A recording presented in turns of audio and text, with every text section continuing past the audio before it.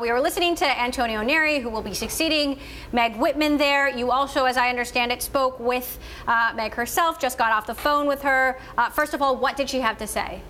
Yeah, so obviously we talked about the quarter, but we also talked about her legacy. And I think what Meg, feels like is that Hewlett Packard is innovating in a way that they weren't innovating when she arrived. I think if you look at the situation this company was in when she arrived, they were in a real haphazard situation with the exit of Leo Apotheker. I think that when you look at the playbook that they're running now, it's a playbook where they can innovate, and they do innovate.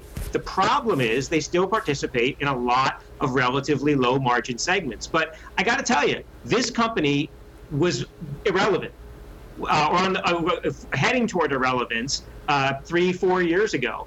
The playbook of value-added sort of areas of the infrastructure that they can then add to their portfolio and sell through their channel is showing revenue growth. That revenue growth is something we haven't seen for a number of quarters. Now we've seen it in the second sequential quarter. So relatively, Meg and I talked about, the business is performing, better than it's been ever, performing, or at least in recent history.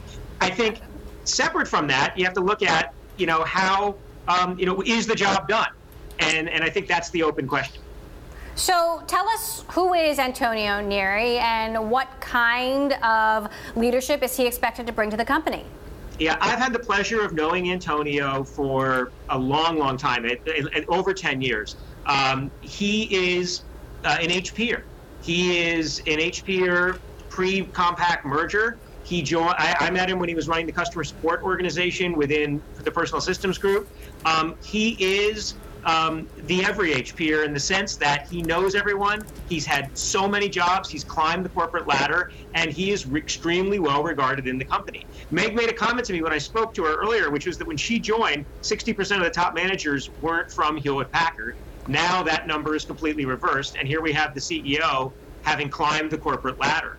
So he's really well regarded within Hewlett Packard, and he is a bit of a back to the roots of, he's climbed the corporate ladder, and he's kind of taken his lumps internally and knows the organization in a unique way.